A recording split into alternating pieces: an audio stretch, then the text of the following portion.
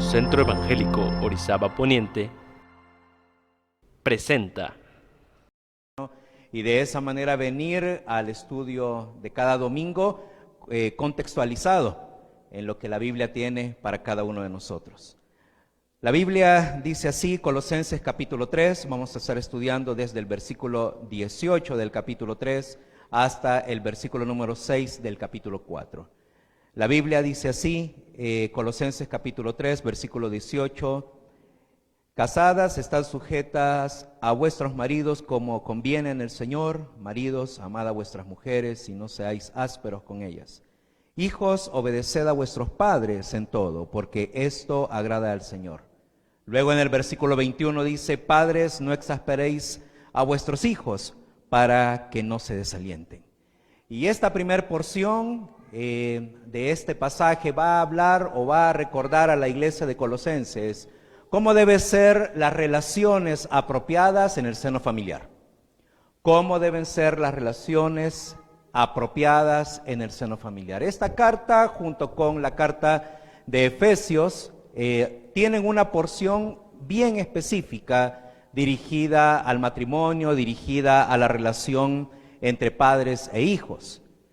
Nosotros no somos ni la iglesia de Éfeso, nosotros no somos ni la iglesia de Colosenses, así que cuando Dios nos hizo nacer de nuevo y comenzamos a estudiar el Nuevo Testamento, cada uno de nosotros leyó o estudió o ha estudiado ambas cartas y conoce de cierta forma este énfasis que Dios hace a las familias.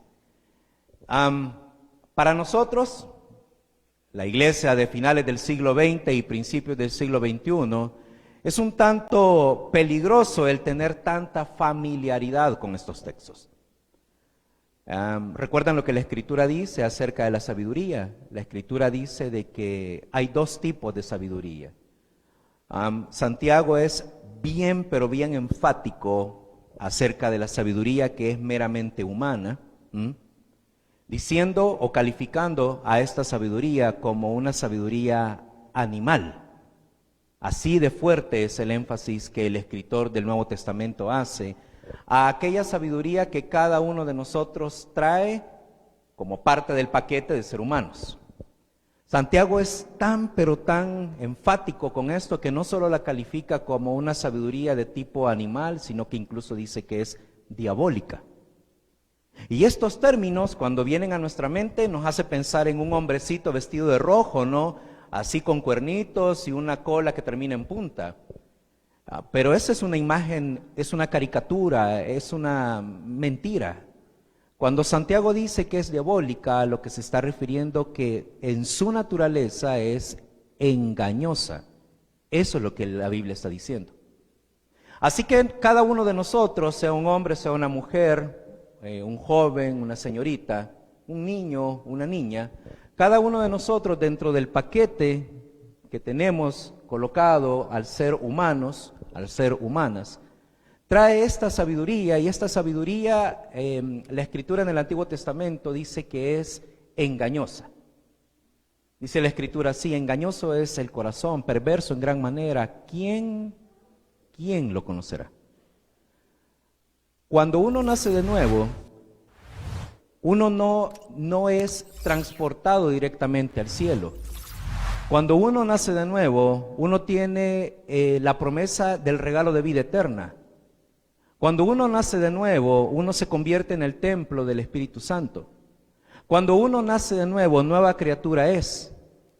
Sin embargo, en su soberanía, Dios decidió que todo esto que viene con el paquete llamado humano se queda en nosotros. Así que esto que la Escritura llama el viejo hombre es sumamente peligroso cuando vamos a pasajes como el que estamos estudiando. Porque esta naturaleza animal, esta naturaleza diabólica, este corazón perverso, este corazón engañoso que aún está presente en nosotros, del cual seremos liberados cuando Cristo nos levante de entre los muertos o nos resucite o nos transforme en su venida, Esto todavía está presente, así que cuando leemos estos pasajes, algunos de nosotros inmediatamente decimos, ah, qué aburrido, esto ya lo sé. Sí, sí, ya sé, dicen las señoras. Sí, tengo que estar sujeta a mi marido. Sí, sí, sí, dicen los maridos. Sí, ya sé que tengo que amar a la esposa como Cristo amó a la iglesia. Sí, sí, sí, sí. Y los hijos dicen, sí, ya fastidiados estamos de que nos están repitiendo continuamente que tenemos que obedecer a los papás. Y esta naturaleza engañosa hace que nosotros espiritualmente cerremos los oídos. No es nuevo para el Señor esta reacción de sus hijos e hijas. ¿Por qué piensan ustedes de que tuvo que inspirar a Pablo para que lo escribiera en Efesios y luego que lo volviera a escribir en Colosenses? Y por si las dudas, escribiendo Pedro, el Espíritu Santo le puso en la mente y en el corazón y en la pluma. Bueno, en ese tiempo no usaban pluma, ¿no? Y en el instrumento que usó para escribir, el volver a repetir los pasajes. Entre ustedes hay muchas personas que se dedican a la pedagogía y saben que uno de los recursos pedagógicos es la repetición para que simple y sencillamente la lección quede bien grabada. Bueno, ese es el punto de esto. Cuando estudiaron el cuadernillo tiene varias preguntas para que cada uno de nosotros trate de aplicarlas al contexto actual en el que estamos. Lo primero que yo les invito es a que recuerden que cuando estamos delante de la Escritura, Dios hace con ella el proceso de transformación de nuestras mentes. Así que cuidado con la actitud de creerse sabios, de creernos sabios en nuestra propia opinión.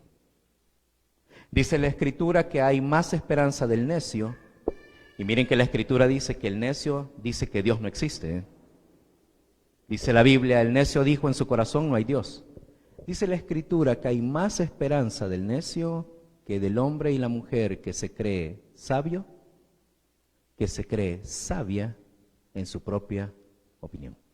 Así que cuando la Escritura habla desde el versículo 18 al versículo 21 de las correctas relaciones en el seno familiar, cada uno de nosotros sentados acá, cada uno de nosotros con la Biblia abierta, no importa que tengas un formato impreso como el que yo tengo acá o un formato digital, cada uno de nosotros debería decir, ah, qué bueno, una nueva oportunidad de hacer bien las cosas.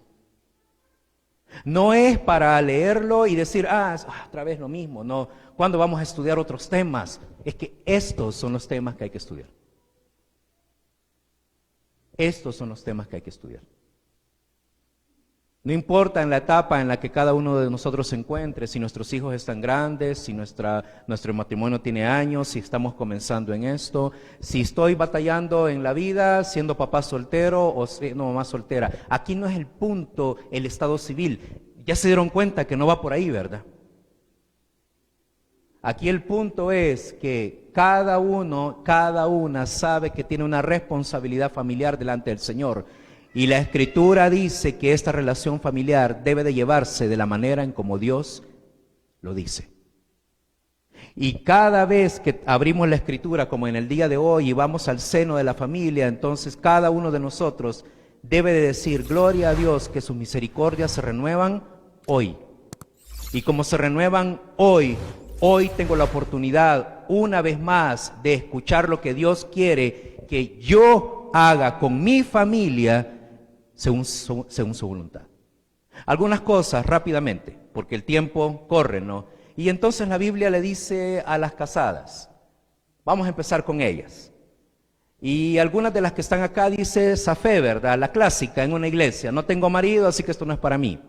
Te vas a dar cuenta como sí es para ti. E inclusive te vas a dar cuenta que el parámetro que Dios coloca a tu vida es sumamente hermoso. Y ya vas a ver por qué. Dice, las casadas estén sujetas.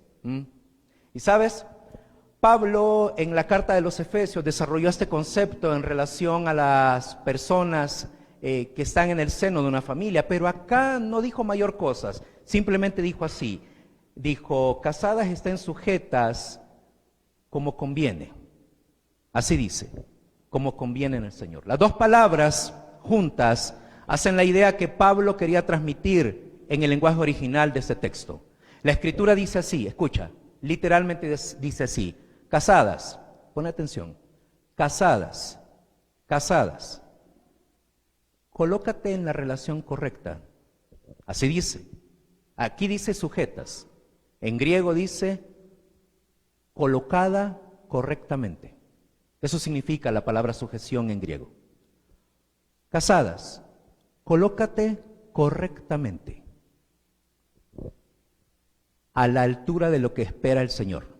Eso significa la frase como conviene. Y cuando esta frase la encuentras en el griego, inmediatamente se te viene este pasaje a la mente. Vayan conmigo rápidamente, 1 Corintios, capítulo 15. Vamos. 1 Corintios, capítulo 15. Y el Señor quiere que cada uno de nosotros, cuando viene a la palabra sujeción a la mente, quiere que cada uno de nosotros piense solamente en este concepto, colocados correctamente según lo que Dios espera. Y para todo tenemos el modelo de Jesús, ¿no? Y qué bendición es tenerlo. Y entonces en 1 Corintios capítulo 15 aparece exactamente en griego la misma construcción gramatical. Y dice así el Señor, cuando está inspirando también a Pablo para escribir, ahí en 1 Corintios 15 dice así, versículo 24, ¿lo tienen? ¿Sí? Ok, versículo 24. 1 Corintios capítulo 15, versículo 24. ¿Ya? Ok, perfecto. Y dice así, luego, el fin, cuando entregue el reino al Dios y Padre, cuando haya suprimido todo dominio, toda autoridad, toda potencia. Versículo 25, por si no ha quedado clara la idea, porque preciso es que Él reine hasta que haya puesto, y la Escritura es enfática, a todos sus enemigos debajo de sus pies. Y por si la gente que lee esto se trata de imaginar cualquier enemigo que Jesús tenga que colocar como estrado, como apoyo de sus pies, dice, y el postrer enemigo que será destruido, no solo vencido, sino deshecho, es el tánatos, la muerte. Literalmente, a los más jóvenes les va a parecer chida esta palabra, literalmente dice el Thanos. Y ya saben a quién se le vino a la mente, ¿verdad? Con todo y guanteleta del poder, ¿sí? Será destruido, dice la Escritura. Ahora, todos sabemos que está hablando de nuestro Señor Jesús y está hablando del postrer tiempo, el tiempo que tenemos por delante, cuando un día vuelva en su gloria. Y dice la Escritura de que Jesús, cuando vuelva en su gloria, arrasará con cualquier dominio que haya en el universo, tanto material como espiritual. Y el postrer enemigo, el último enemigo, el Thanos, el enemigo que tiene el dominio, que es la muerte personificada, será destruido. No hay momento en la historia donde un hombre no tenga más poder que ese. Cuando Dios creó a Adán y a Eva, les dio un señorío, pero el señorío de ellos era un señorío netamente material. Cuando Jesús regrese en su gloria, estará regresando el hombre que se levantó en las nubes en el monte de Getsemaní. Allí, en los olivos, como lo conocemos. Es un hombre. Es Dios hecho hombre. Y este Rey de reyes y Señor de señores, dice la Escritura en 1 Corintios, que subyugará, destruirá, eliminará todo dominio. No habrá algo en todo el universo, material o espiritual, que Él no gobierne. Para ese tiempo no habrán más elecciones ni cosas por el estilo. Escuchen, y la Escritura dice así. Versículo 28. Y te voy a suplicar que lo subrayes en tu Biblia para que recuerdes por qué Dios dice que debemos colocarnos correctamente en la posición que nos corresponde según lo que Dios espera. Versículo 28 dice, pero luego que todas las cosas le estén sujetas, Estoy leyendo el versículo 28. También el Hijo mismo, ¿qué dice? Es impresionante que lo que Dios le pide a una mujer casada es exactamente lo que el Hijo hará. ¿Te das cuenta de que todo lo que el mundo dice acerca de la sumisión es un vil engaño? Por donde quiera que lo veas, es un vil engaño. ¿Te das cuenta que no es necesario en los púlpitos o en las clases explicar de que Dios pide sujeción, pero que la sujeción no significa humillación? Sí, significa humillación. ¿Sí? Significa eso. Porque la humillación es la puerta que abre la gracia. Porque lo que el mundo entiende por humillación es simple y sencillamente el hecho de que Dios gobierna y el hombre obedece. Por eso es que para el mundo es tan ofensivo. Por eso es que para ti y para mí, cuando escuchamos de humillación, es tan ofensivo y tratamos de arreglarlo y adornarlo para que no ofenda nuestra naturaleza animal, nuestra naturaleza engañosa o diabólica. Dios dice así. Por eso traté de explicártelo. Dios dice así: un día Jesús, el Hijo de Dios, gobernará sobre todo el planeta. No hay nadie, absolutamente nadie en todo el universo, material o espiritual, que pueda resistírsele. El Thanos tratará de luchar con Jesús y Jesús lo destruirá. Por acá en la tierra anda la bestia, el falso profeta, y el Señor los va a agarrar vivos y vivos van al lago de fuego. Y anda Satanás, el engañador, por siempre, y el Señor lo toma y lo encadena por 1000 años para que su victoria sobre él sea todavía más gloriosa 1000 años después. Y cuando el Hijo hace eso, Él hace lo que Dios espera que cualquiera haga. Se sujeta, se coloca en la relación correcta que cualquiera tiene que tener con Dios y Padre. Así que cuando la Biblia me pide a mí sujetarme,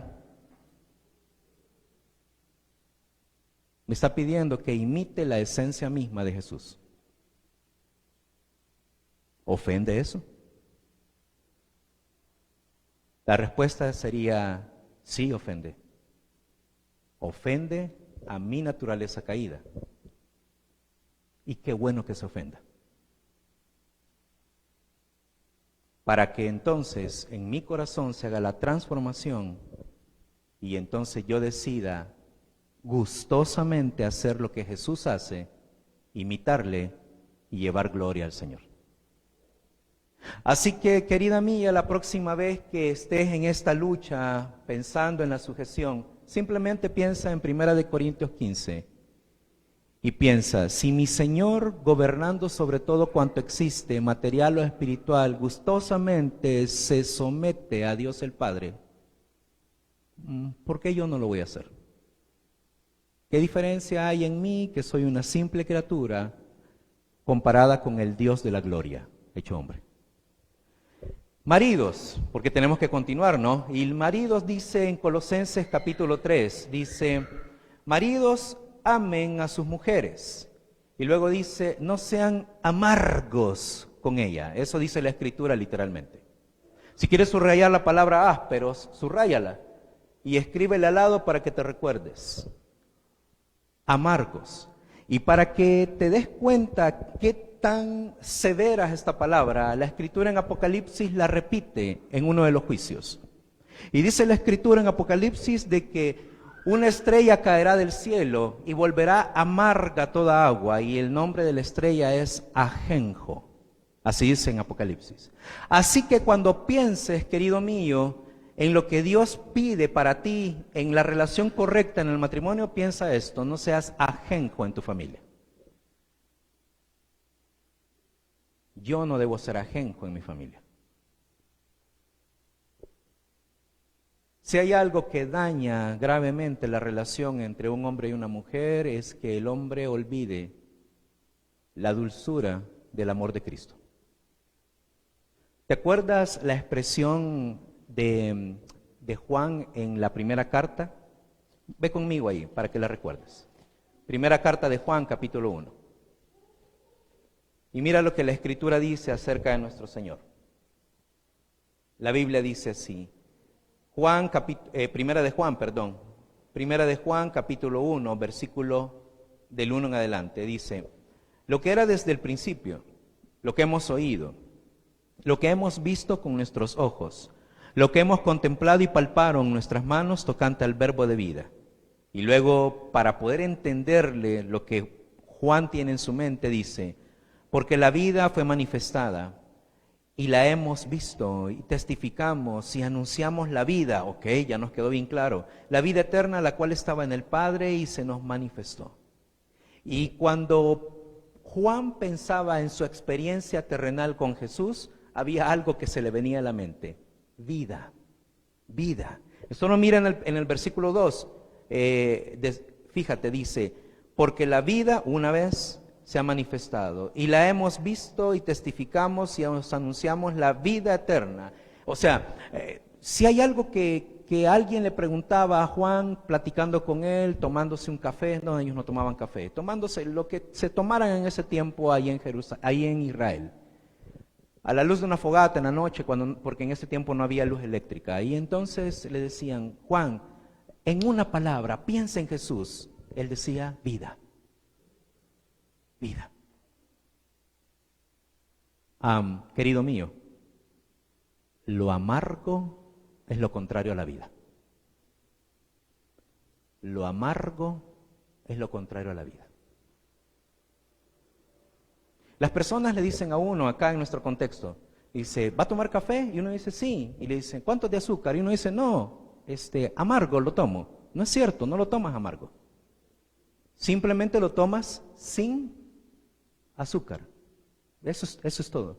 Porque los que tenemos esa práctica, simple y sencillamente lo que nos gusta sentir es el sabor intenso del café que estamos bebiendo. Así que no está amargo, simplemente está sin azúcar. Pero cuando la Escritura habla de amargura, implica sequedad, esterilidad, sin fructificación, todo lo contrario a la vida. Todo lo contrario a la vida. Así que, fíjate qué interesante, así, la idea completa. A las esposas les pide hacer lo que Cristo hace. ¡Wow! A mí me pide hacer lo que Jesús jamás pensaría hacer. Y la idea se completa. Querida mía, cuando Jesús te pide estar sujeta, te dice, mírame a mí y haz lo que yo hago. Qué gusto, ¿no? Qué placer. Cuando Jesús me mira a mí, me mira de una forma más severa y me dice, hey, ¿estás prestando atención? Y yo le digo, sí, Señor. Jamás vayas a hacer algo que yo no haría. Y suena severo. Y suena severo. Así que, queridos míos, la tarea es bien sencilla. Yo lo leí en el cuadernito de ustedes. Es bien sencilla. Piensa, ¿cómo le doy vida a mi relación? ¿Cómo le doy vida a mi relación?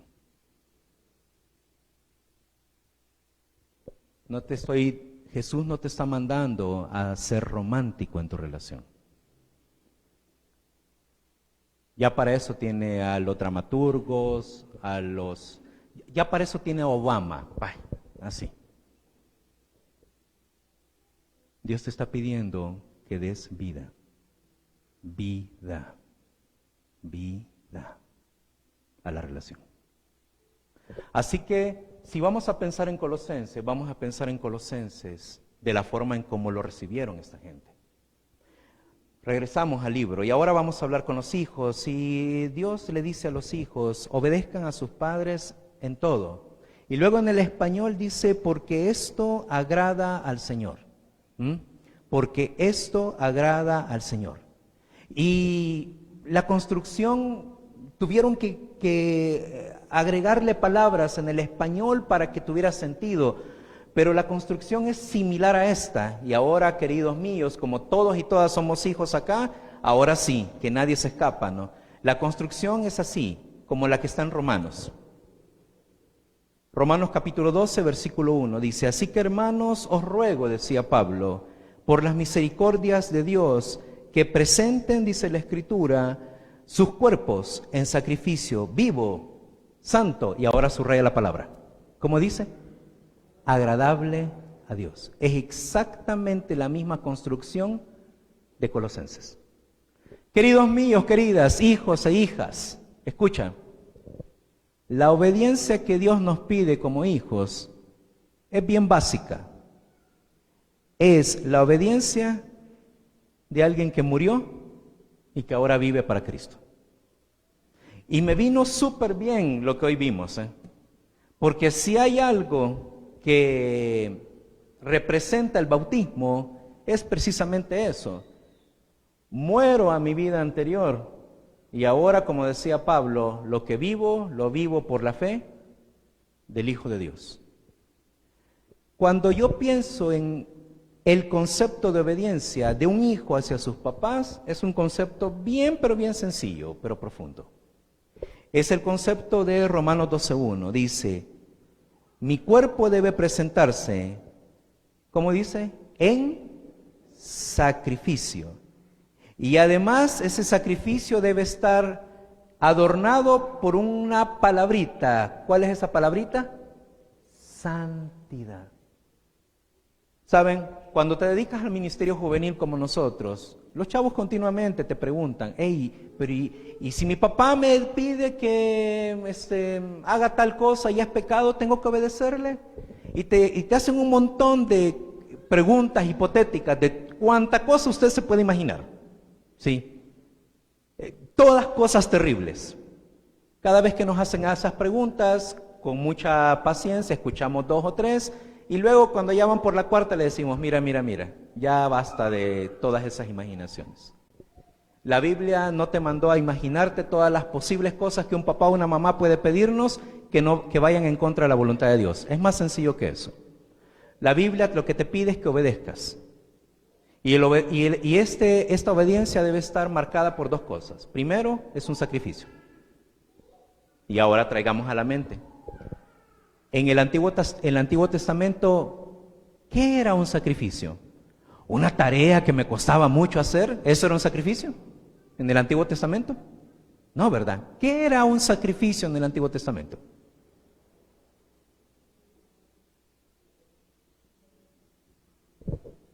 Ahora estamos en presencial, se puede hablar. Sí, antes no, porque estábamos así solo en línea. ¿Qué era un sacrificio en el Antiguo Testamento? Una ofrenda, pero ¿qué característica tenía esa ofrenda? ¿Cuál era? Muerte. Era muerte, sencillo. Nosotros cambiamos el concepto de sacrificio. Y la religión tradicional nos enseñó a nosotros que el sacrificio era arrodillarse y darle por una calle.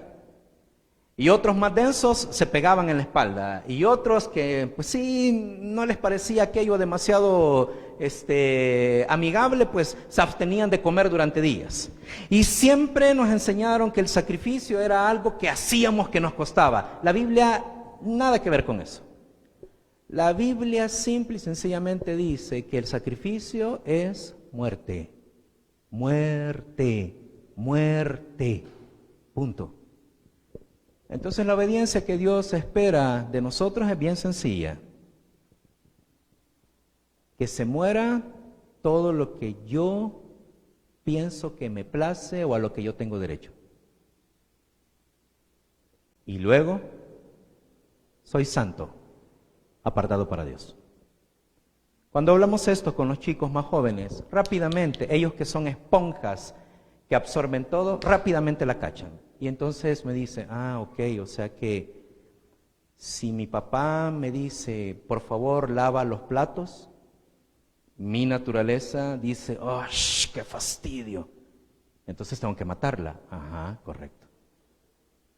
Y luego me levanto y lo hago, pero en santidad. Ajá. Dedicado para Dios. Correcto. Así. Y esa es la obediencia. Entonces significa que cuando yo esté grande puedo hacer lo mismo. Sí, exacto.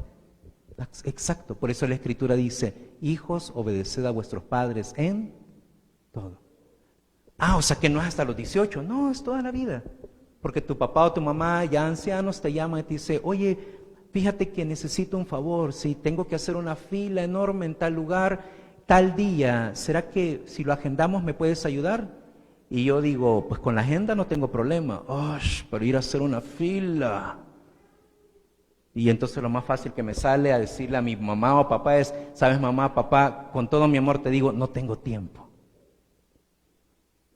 Pero realmente sí tengo tiempo. Lo que no tengo es ganas. O le digo a papá o mamá, ¿sabes qué? Pero vamos a hacer algo como para aliviar la conciencia. Mira, yo voy a conseguir quien pueda hacerte la fila. Y lo resuelvo como lo resuelve cualquier adulto, ¿verdad? ¿Sacando qué? La billetera, ¿verdad?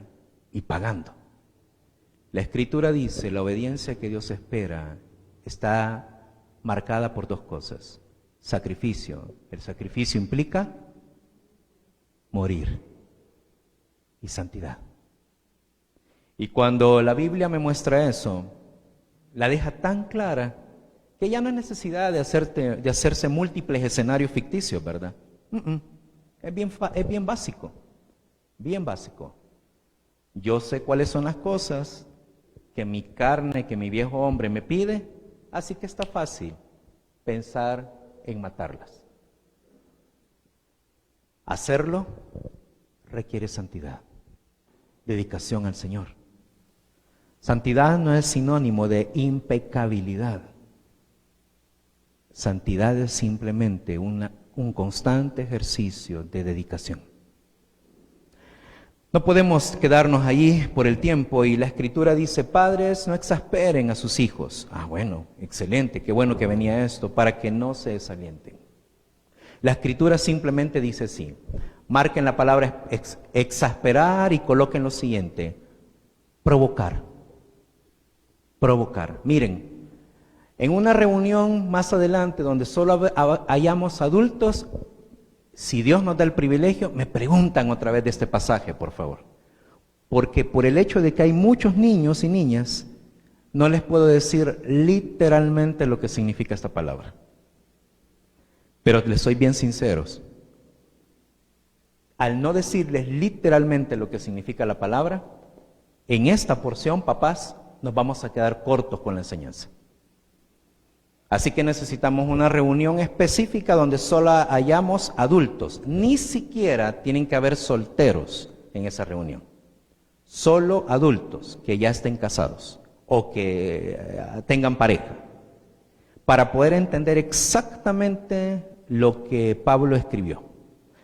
Pero nos vamos a quedar con este término intermedio. Y el término intermedio es, en lugar de exasperar, coloquen provocar. La Biblia dice bien claro, papás, tu hijo o tu hija lucha también con las mismas cosas que tú luchas. Tienes un límite. No lo provoques. Y si hay alguien que conoce a su hijo, a su hija, soy yo. Así que yo sé qué botones no tengo que apretar en mis hijos. Porque si lo hago, lo que voy a hacer es terminar pecando contra ellos por provocarles. Y el provocar, el incitar estas cosas en la naturaleza de mis hijos hace que entonces la consecuencia sea el desánimo. Así que por favor, queridos, queridas, recordemos esto siempre, no hay que provocarlos. No animes su naturaleza caída, no lo hagas. Lo que cada uno de nosotros debe de hacer es motivarlos a lo que Jesús está haciendo en sus vidas a través de la transformación. De las relaciones familiares nos pasamos a las relaciones laborales. No es cierto. De el versículo 22 al versículo 1 del capítulo 4 no está hablando de relaciones laborales. No existía eso cuando fue escrita esta porción de la Escritura. Nosotros tratamos de llevarlo a nuestro contexto actual porque, pues sí, nosotros tenemos trabajos y cosas así, ¿verdad? Pero eso es sacar a la Escritura de su contexto. La Escritura dice así: esclavos, obedezcan en todo a sus amos. Punto. En aquel tiempo no habían relaciones laborales. En aquel tiempo habían clases. Y unas personas eran amos y otras personas, si ellos son amos, ¿qué eran los otros? Esclavos. Punto. Esclavos, así como lo ves en las películas. Así, esclavos. Esclavos, o sea, personas sin derechos. Personas que simple y sencillamente porque en una batalla habían perdido su libertad, se convertían en esclavos, los vendían en un mercado y eran posesión. En el Imperio Romano, como ustedes ya lo saben, un esclavo era simple y sencillamente una herramienta que habla. Era como esto, pues, como el equipo que yo tengo acá, solo que este equipo, para poder hablar, necesita un programa allí dentro del chip. Como una silla. Una herramienta donde yo pueda usarla, solo que en el Imperio Romano los esclavos eran simple y sencillamente herramientas que hablaban. Y de entre esas muchas personas esclavas, muchos proceden a la fe en Jesús. Y ahora ellos saben que son libres del pecado, pero su condición de esclavitud nunca cambió. Y hay muchos amos que procedieron a la fe en Cristo Jesús. Y eran libres. Sí, libres. Si querían, hacían libres a sus esclavos. Pero si querían mantener los esclavos, eran libres de hacerlo. La Biblia jamás en el Nuevo Testamento les pidió a los amos que estaban obligados a liberar a sus esclavos. Así que la Biblia le dice a esos esclavos creyentes: obedezcan en todo a sus amos. Y luego le dice, le dice, no sean aduladores. Eso significa la frase no sirviendo al ojo. No sean aduladores. Y entonces yo lo traigo a mi vida, hoy, siglo XXI, y yo tengo múltiples relaciones, no solo las del trabajo. Y entonces yo lo único que puedo traer a mi mente es, cuando yo quiero conseguir algo de alguien, cuando yo necesito relacionarme con alguien, cuando yo estoy trabajando como parte de un equipo, sea en la iglesia, sea en mi trabajo, sea en mi institución educativa, en el contexto en el cual estoy,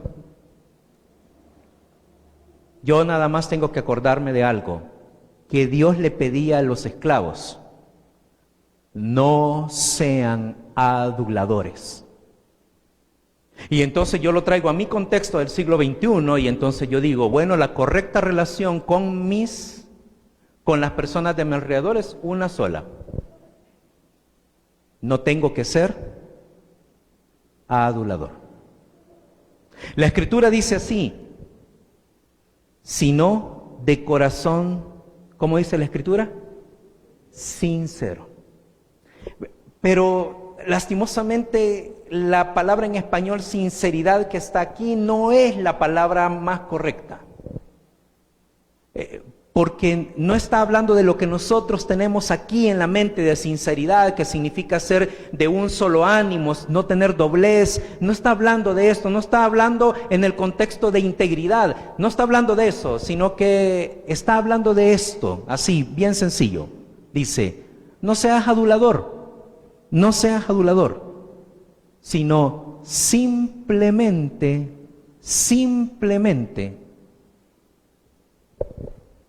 dedicado de alma a Dios. Esta porción es complicada porque no está apelando a que trabajes de forma transparente y que cuando tu jefe ande por ahí, que tú hagas lo mismo que harías si tu jefe te está viendo o tu jefe no te está viendo. No está hablando absolutamente nada de eso. Está hablando de esto. En mis relaciones, yo no debo de ser adulador. No sé cómo se dirá aquí en México, sé cómo se dice en Argentina. Sí. Lamebotas quizás sea un término que aquí se puede entender. Barbero, gracias, gracias. Espero que todos entendamos eso, ¿verdad? La Escritura dice, no seas así. No tienes que ser una persona aduladora. No lo hagas, no lo hagas. Mira, lo único que Dios necesita es que tus sentimientos, tu alma esté totalmente dedicada a Dios. Y entonces lo vamos a poner en este contexto. Usted necesita algo y sabe qué persona le puede ayudar. Pues antes de ir donde esa persona, simplemente asegúrese de que sus sentimientos están totalmente dedicados a Dios y no afanados en que la persona a la que le va a ir a pedir ayuda le resuelva el problema. Es un ejercicio pero tan delicado. Por eso es que Pablo, cuando lo escribió, se lo dirigió a los esclavos de su tiempo. Entonces, yo necesito ayuda, sé quién me puede ayudar, Dios no me prohíbe después de orar ir a buscar ayuda, pero yo solamente tengo que tener cuidado de que todos mis sentimientos estén correctamente colocados en sintonía con Dios. Y no que mis sentimientos estén jugando en mí de tal manera que entonces yo, en lugar de confiar en lo que Dios puede hacer a través de esa persona, yo termine adulando a esa persona. En el Imperio Romano este término se entendía muy bien, porque había dos clases sociales también. Unos eran los pater, escuche por favor. Unos eran los pater, eran los fundadores en el imperio. Escuchen. Y los otros eran los clientes, así se les llamaba. Y los clientes eran un montón de personas que no eran esclavos, pero que eran expertos en satisfacer el ego de los pater. De la palabra clientes es que nosotros tenemos ese término comercial. Y entonces el cliente lo que hacía era buscar la forma de llenar el ego de los pater, adulándolos, para recibir de los pater conveniencias. Eso era común en el imperio.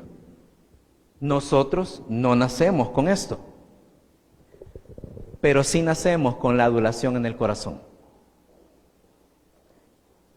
La Escritura dice que nuestros sentimientos deben estar correctamente colocados y dedicados a Dios. La Escritura entonces termina diciendo en el versículo 23, por lo tanto, y esto sí aplica para nosotros, todo lo que hagamos, háganlo de alma para el Señor, y luego ¿qué dice? Y no para los hombres. En tu traducción Reina Valera dice, todo lo que hagas, hazlo de corazón. No dice corazón en el Nuevo Testamento. Dice, todo lo que hagas, hágalo de alma. Esta porción es sumamente interesante porque es una porción que apela totalmente a los sentimientos de las personas.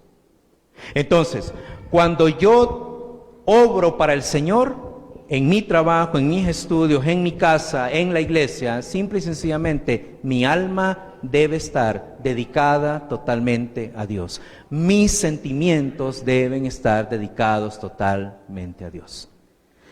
La Escritura dice, por último, que como esto es tan difícil, necesita un aliciente, y el aliciente se llama recompensa.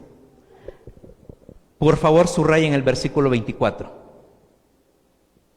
Sabiendo que del Señor recibirán la recompensa de la herencia, porque a Cristo el Señor sirven.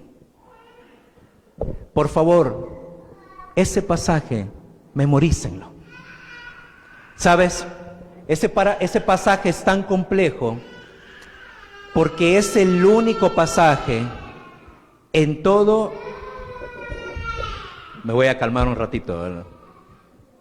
Porque si no, el bebé va a llorar y yo voy a estar gritando también, ¿verdad? Ya. Ahí está. Ya, eso es lo bueno de haber sido papá, ¿verdad? Ya sabe uno más o menos cómo es la onda. Porque si no, lo voy a cansar a ustedes si yo empiezo a gritar.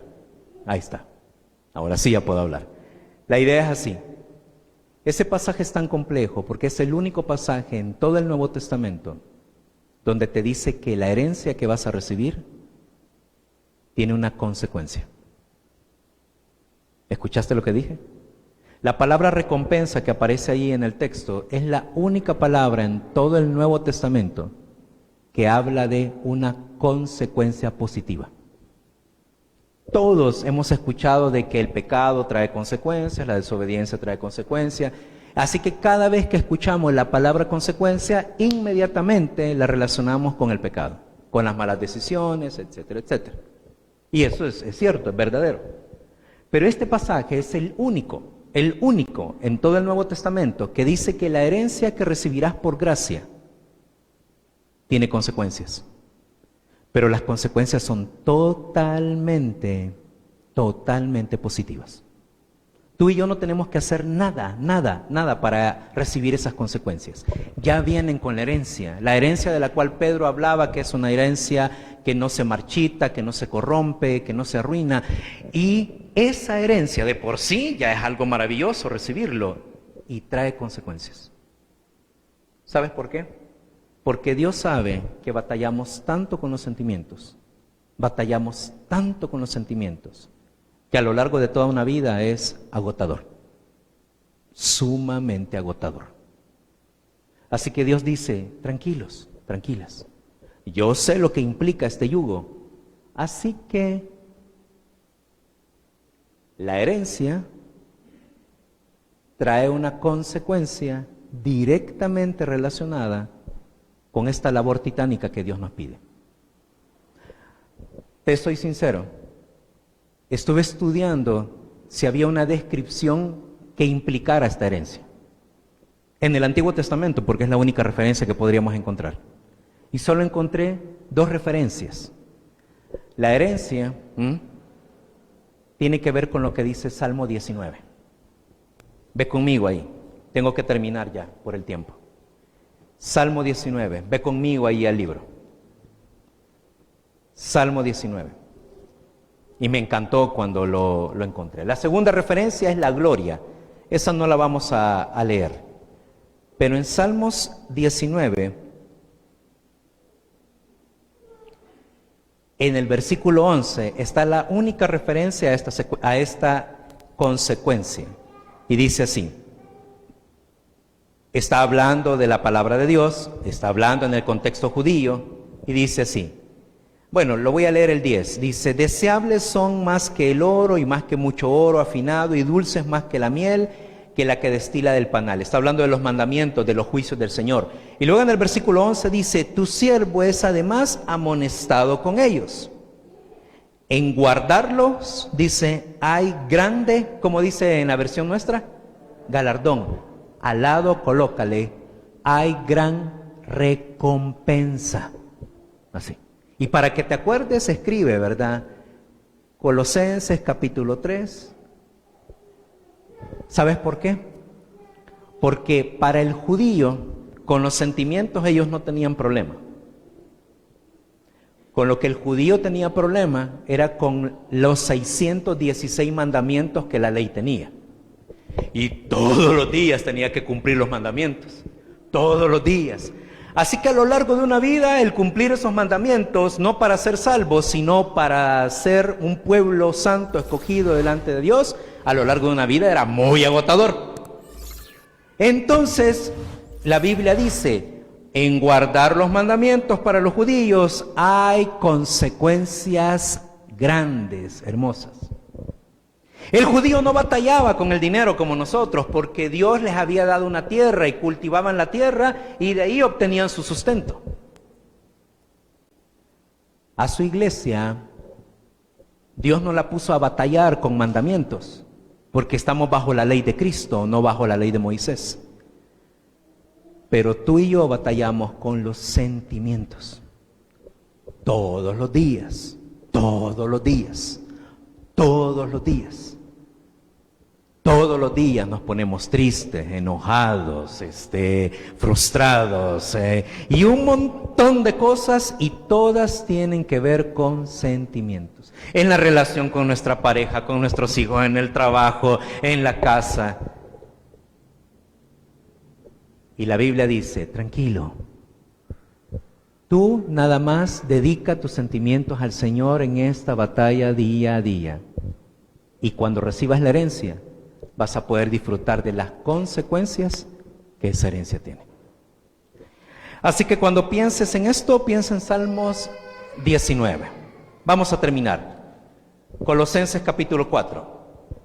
Y ahora, del versículo 2 al versículo 6, la Biblia dice así: perseveren en la oración, velando en ella con acción de gracias. Oren también al mismo tiempo, decía Pablo, por nosotros, para que el Señor nos abra puerta, para la palabra, a fin de dar a conocer el misterio de Cristo, por el cual también estoy preso, para que lo manifieste como debo hablar. Y en el versículo 5 y 6 dice, anden sabiamente con los de afuera, rediman el tiempo. Sean sus palabras siempre con gracia, sazonadas con sal, para que sepan cómo de responder a cada uno. Y Pablo termina diciendo, miren, las relaciones correctas con la familia, las relaciones correctas colocando todos nuestros sentimientos dedicados a Dios, todas y cada una de ellas tienen un punto en común, tienen un núcleo, esa es la palabra que estaba buscando. Y el núcleo es simple y sencillamente que la gente que no conoce a Cristo vea en nosotros no solo nuestro testimonio, vean en nosotros nuestra sabiduría. Los mandamientos de Dios puestos en práctica. La Biblia comienza diciendo en este pasaje que hay una sabiduría que está aquí adentro todavía, animal, engañosa. Pero la Biblia termina diciendo en esta porción de la Escritura que Dios desea que vivamos la sabiduría que viene de Él, la de lo alto, la que no tiene mancha. Se vive en nuestras relaciones entre los unos y los otros, y son el puente directo para las personas que aún no creen en Jesús. Yo escuché muchas veces antes esto y decía, es que a la gente hay que predicarle con nuestras acciones, y eso, le soy bien sincero, a mí me causaba mucho escozor, porque la Biblia por todos lados enseña de que la predicación del Evangelio es hablada, se debe de hablar la palabra de Dios. Pero luego entendí que dentro de todo no estaba la frase, no tenía una mala intención, sino que simplemente estaba mal arreglada. Y era así: si hay algo que las personas que no creen en Jesús pueden detectar inmediatamente en cada uno de nosotros, es qué tan sabios somos, qué tanto ponemos nosotros en la práctica lo que vamos aprendiendo de la Escritura. Y si hay algo que se vuelve atrayente para un no creyente, es lo que tanto les hace falta a ellos: sabiduría. Y de esto, el puente directo a la predicación del Evangelio es lo que Pablo enseñaba. Espero de que este desafío te resulte interesante. Espero que este desafío te resulte verdaderamente práctico, de tal manera de que la palabra de Dios fructifique en el corazón de cada uno de nosotros al 100%. Que Dios bendiga tu vida, que Dios bendiga la vida de la iglesia, es mi deseo. Nos ponemos de pie y oramos al Señor.